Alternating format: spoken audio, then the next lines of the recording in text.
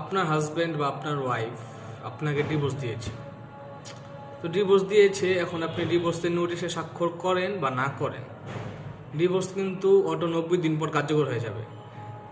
তো ডিভোর্সের নোটিশ হাতে পাওয়ার পর আপনি অবশ্যই সেটা অ্যাকসেপ্ট করবেন।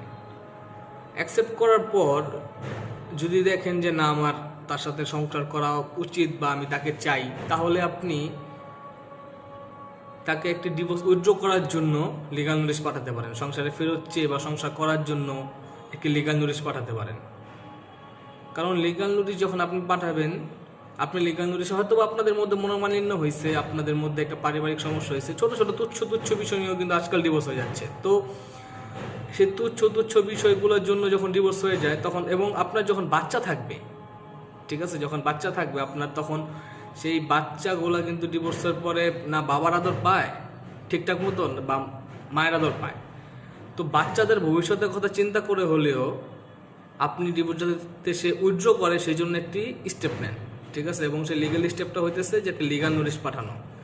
লিগাল নোটিশটা পাঠান, যদি লিগাল নোটিশে পরবর্তীতে কাজ না হয়, তারপর আপনি মামলা মোকদ্দমা ধরেন, আপনি সম্পর্ক পুনরুদ্ধারের মামলা করতে পারেন, বা আপনি চাইলে প্রাথমিক অবস্থায় লিগাল নোটিশ যদি প্রেরণ করতে না চান, তাহলে আপনি চাইলে আপনি যে সালিসি পরিষদ বা এলাকার গণ্যমান্য ব্যক্তিদের নিয়ে বসতে পারেন, ঠিক আছে।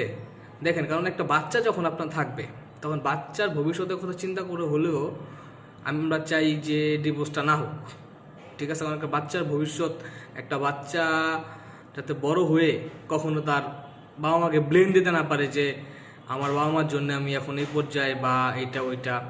তো একটু চিন্তা ভাবনা করে ডিভোর্সটা দেওয়া উচিত। এটা মানে, এটা অ্যাকচুয়ালি এটা সবাই চায়, ঠিক আছে। এটা সামাজিকভাবে হোক আর যেভাবেই হোক না কেন।